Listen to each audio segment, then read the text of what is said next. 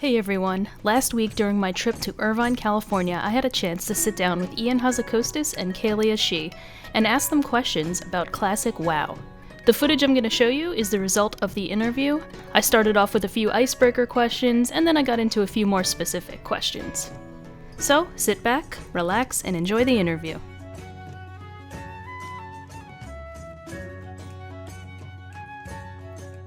Okay, so I'm Calia Schie, and I'm a senior producer on the World of Warcraft team. So my name is Ion Hazzikostas. I'm game director of World of Warcraft, and have kind of been sort of overseeing some of the design calls for WoW Classic in particular.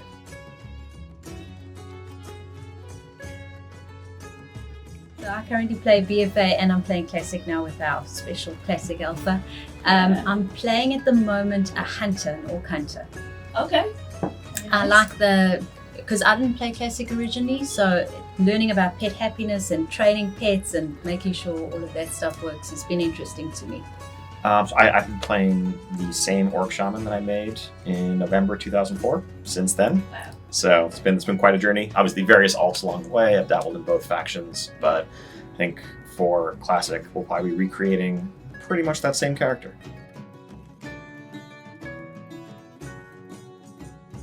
I don't have a favorite. I can't pick a favorite. Okay. What would you say?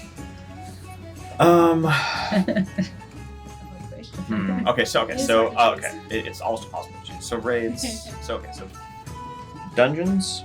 I'm going to say Stratholme. Both the live side, dead side split. You know, the sheer challenge and massive nature of the whole thing. Also the callback to Warcraft 3 when you saw it. You saw it being culled. Some little references to pieces of the city that you saw there. But I mean, I remember early on, people would refuse to go in with fewer than 10 to what was theoretically a 5-player dungeon because it seemed so daunting. That was like an awesome classic dungeon crawl. On the raid side, again, I'm going to cheat and pick two things. In terms of experience and memories, Molten Core.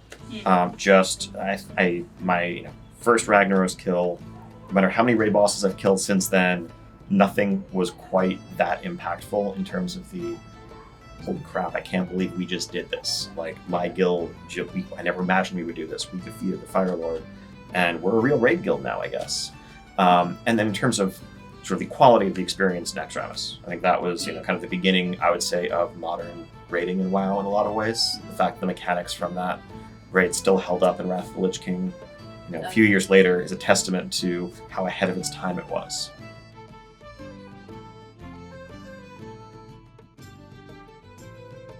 I just really enjoy it all. I find that it just inspires me. It brings back so much nostalgia, even though I didn't play Classic originally. I've always heard similar themes, and so I don't have a favorite. It's hard to pick. It's hard, yeah. I'm going to say the relatively intense Shadowfang keep music that was reused in Molten Core as you're going towards Magmadar for the first time. Where it's like when that kicks in, it's like, all right, something intense is going down right now. The runner-up would be Asher Vale. And entering Asher Vale for the first time and just the just soothing, peaceful, tranquil notes. It was so utterly different from everything you'd seen before as an explorer.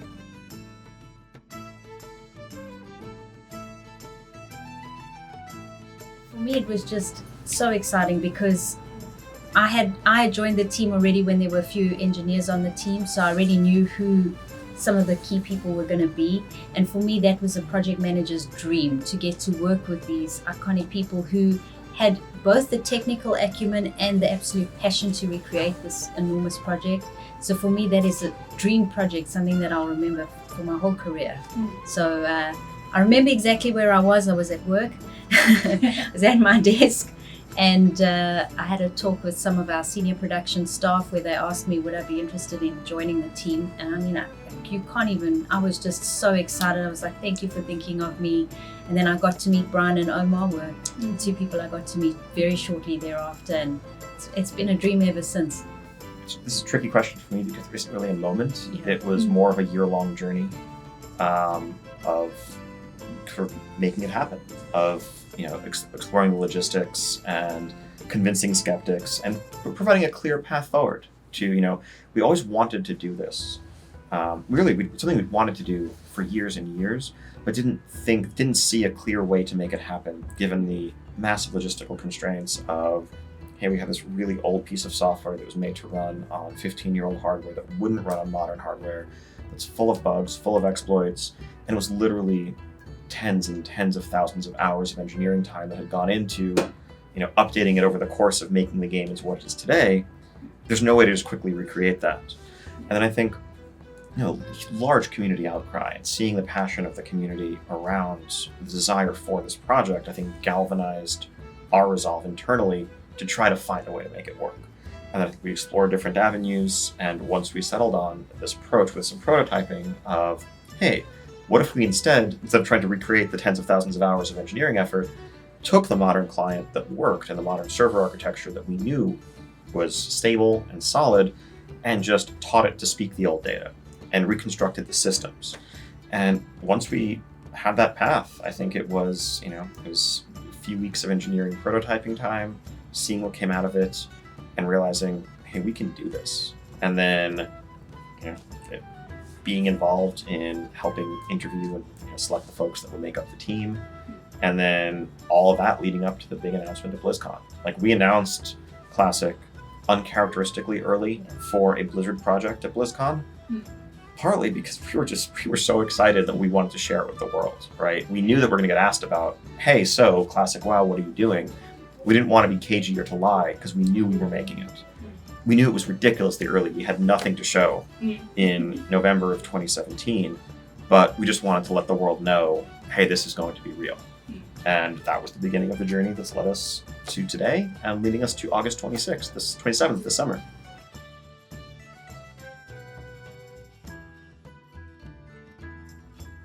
A lot.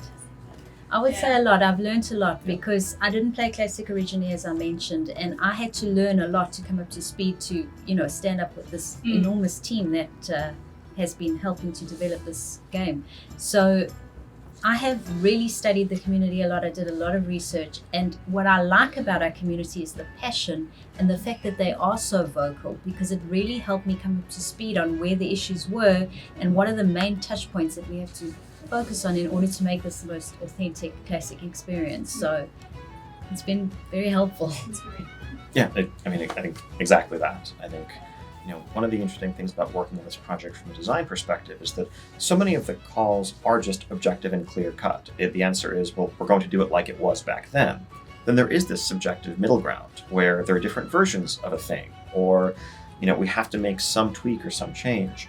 And there, having the community there to bounce our own instincts off of and to get feedback and to understand what's going to increase enjoyment or excitement, what's going to cause concern and frustration, to help guide us in our decisions, I think that's been just incredibly valuable throughout the entire development process. And getting part of why we wanted to get our BlizzCon demo last fall into being a take-home experience so more people around the world could experience it and let us know and give us some early thoughts on where do you think we're going the wrong way? What are some obvious jarring elements? What are some things that disappointed you, so we can do better, so we can make it the thing that everyone wants and that really our players deserve?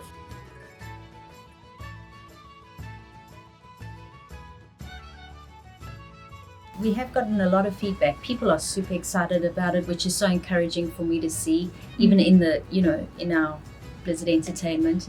I'm trying to think of things that people have called out specifically. I can't remember offhand, but we listen to all the feedback. I can assure you, from the community, from internal employees, we listen to everything and we weigh it up. It's a mix of bug reports and also just people basking in nostalgia, right? I think when we put up the employee alpha, I want to say after the first long weekend, there were people who were already level 40. No, exactly, right? It was one of those wait a minute, you guys realize we're wiping all of this in 2 months, right? But it just sparked a ton of conversation, right? There's so many memories. It's something that, the stories of many, if not most, of the people who work at Blizzard today pass through this game in some form. And so it's just a powerful thing that we are all, cannot be more excited to revisit.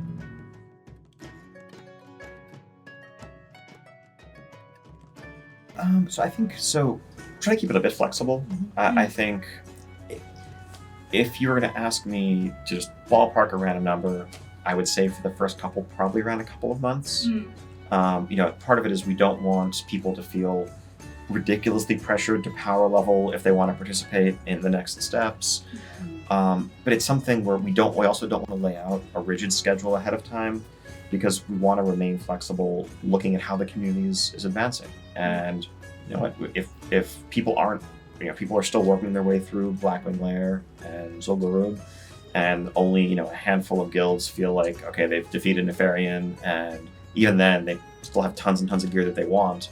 We don't want to rush Encourage out and kind of undercut that experience if most players aren't ready for it. So I think I would say probably phase 1 to 2 would be one of the faster progressions, because I think we want to get Dharmal out there, the beginning is the PvP system, a couple of world bosses, and then beyond that, it's going to just be watching how players are dealing with the content.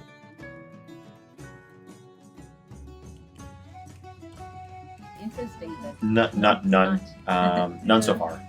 Genuinely, I think, as with anything, we'll see if there's if there's interest in some like elite dueling circuit in the long run.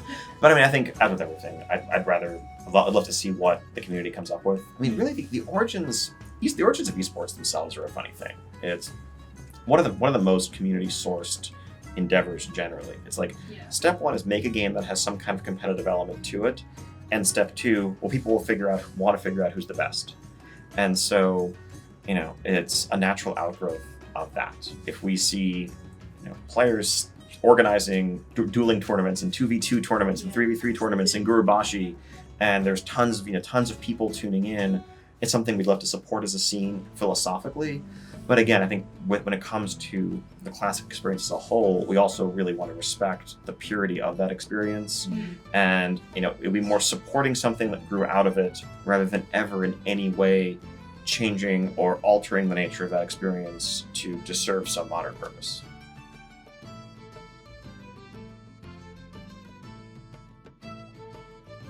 I think for now we're so focused on recreating this authentic experience for WoW Classic, but as Ian says, we're always open to community feedback. Let's see what happens after this comes out. We're interested in what the community says.